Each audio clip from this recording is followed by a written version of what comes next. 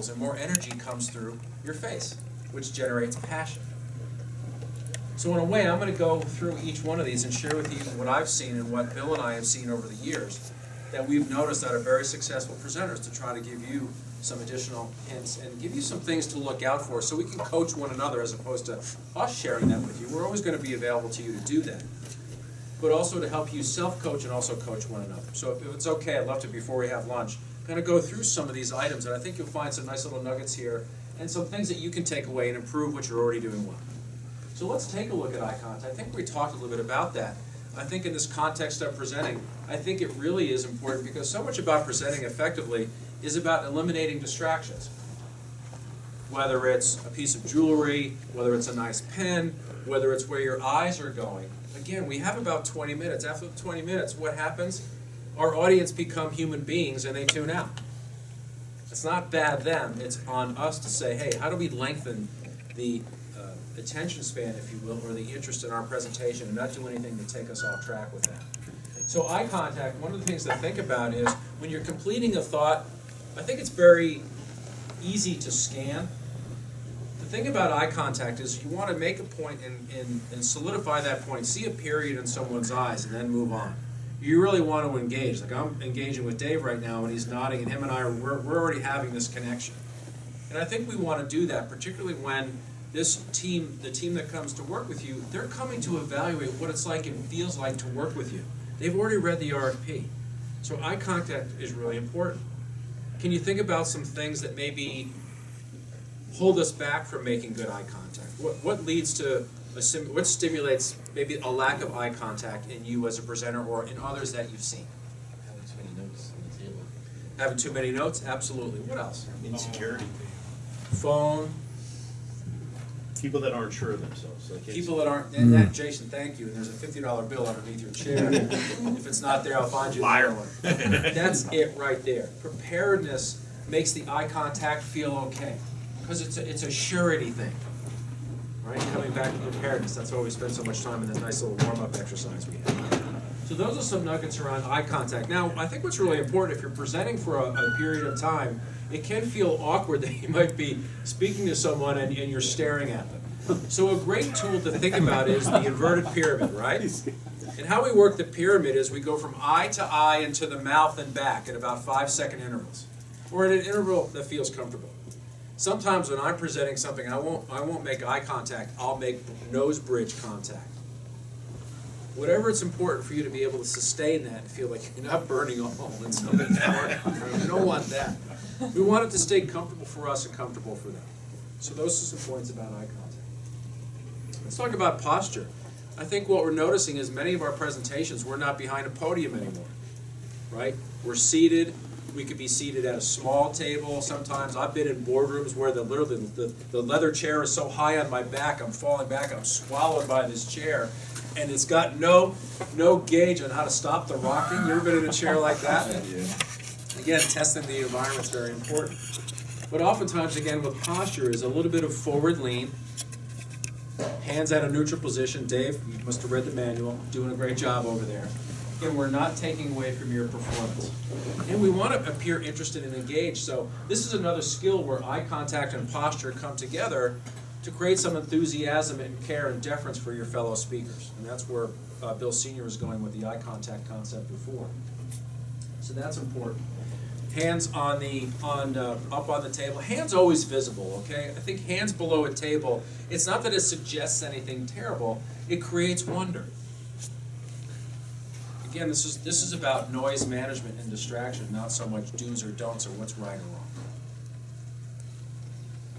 Let's talk about the hands. You notice my little jazz hands there in the job aid. It's really about avoiding any distraction, but hands can be very powerful.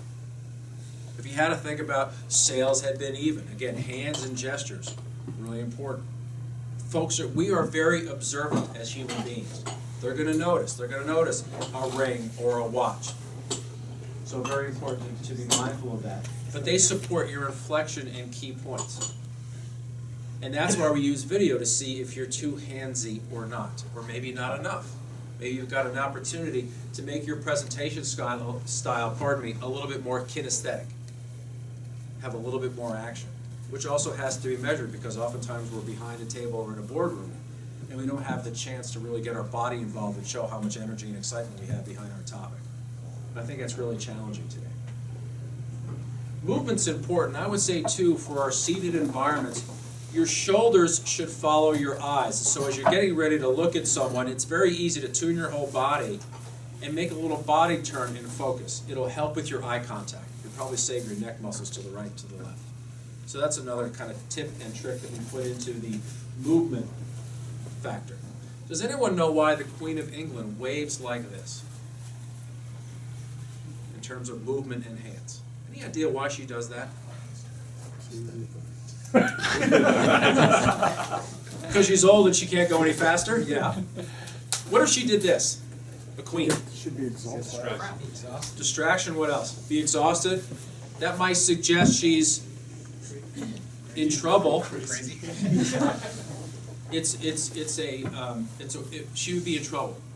So part of this, they've schooled her and others not to have any rapid movement, to suggest alarm.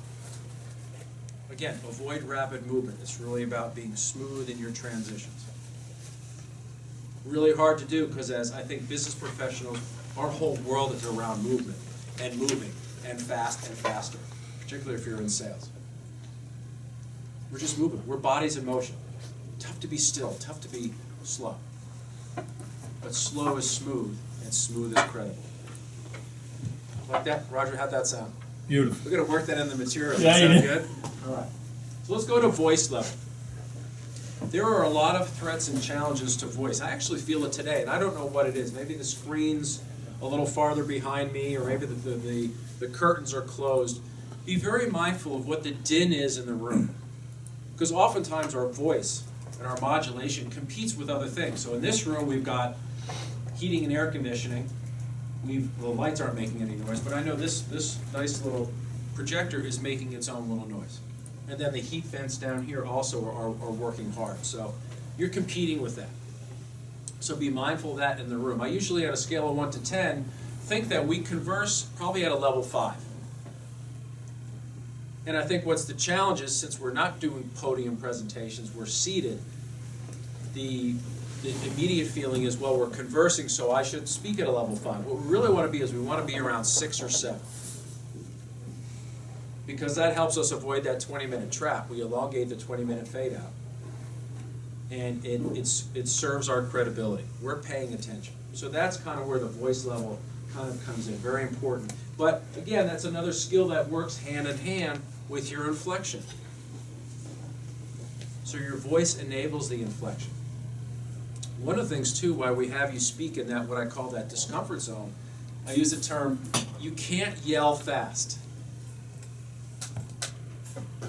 You know what I mean by that? When you're at an elevated level of voice, you have so much energy challenging through your diaphragm and out and through your mouth. You can't rush. So in a way, your pace is reflected by your voice level. They work hand in hand. And I think what happens if we are focused on the deck in our 87 slides, what happens to pace? Speeds up. We speed up. And then what happens to the credibility of our information? What happens to our voice level if we're rushing? Goes down. Goes down, so it's probably monotone. So not only are you losing the audience and the impact because you're on slide 59, but you've gotten yourself on that treadmill where you've lost all your credibility and your presentation power. Because we can't inflect because we're speaking. We can't have great pace and a good voice because we're rushing. So all these skills kind of work together. And the use of non-words, it's easy for me to say, and hopefully you'll come back to Bill Lane's book. If you have a chance to read Jacked Up, I recommend that you do. You never prepare for a presentation the same way after you read that. I was blown away. There's only one way to reduce the use of non-words, and that's to practice. And that's why we have video. That's why we're here, because you're human. So those are some of the skills that we're going to work with now as we go into our rounds 2, 3, and 4 over the next day and a half that we have together. So why we put this job aid together is for you to internalize, obviously, what I'm saying and transfer it. But now, when ProDirect kind of goes on the off-ramp and you guys are doing your work day to day, you have something, you have a basis for coaching your teams. that's why we do it. There's another tool that I want to give you before we kind of ease into lunch. I wanted to talk to you about taking the time, reducing the time it takes to get ready for a presentation.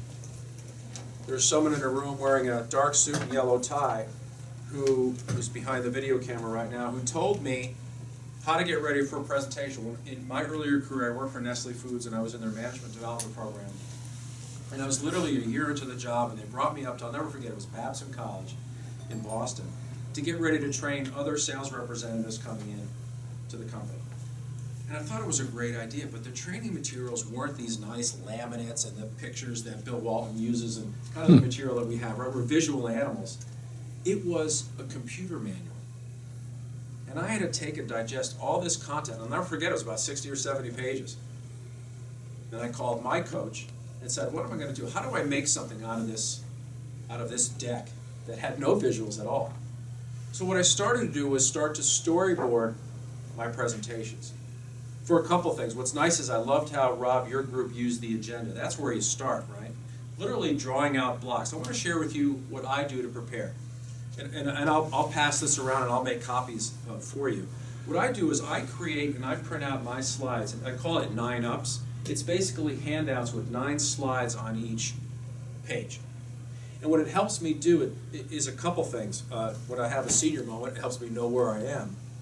But what I literally did when Roger and I were literally working between the holidays to really think about timing and how this would all chunk out, I would challenge myself by slide, how much time do I really need to present that slide? Is it 2 minutes? Is it 3 minutes? Or maybe I'm going to spend a little extra time on the skills dashboard because I'm trying to help you connect to it. And what that does is, if you can go slide by slide in your presentation, the slides that you want to use, it'll help you more effectively time out your presentation. Because I think we all agree, based on the data and the research and what you shared with us via the survey, and today as we're kind of talking casually about it, is we don't want to run over. Running over, it hurts us. We'd rather we have no chance for engagement. So this is it's been an effective tool for me. You have to finagle your print settings depending on the printer that you're using. You may have to make sure, you might have to go into handouts view, or sometimes in various computer software and printer software, there were other print settings where you can print out slides, how you want them printed out. It's very helpful for me. It's been helpful for me to really gauge how long the presentation is going to take. And then you know.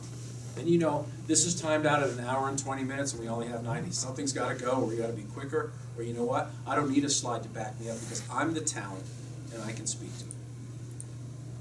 Okay? So here's what we're going to do. Lunch is here. We're going to have lunch in this room.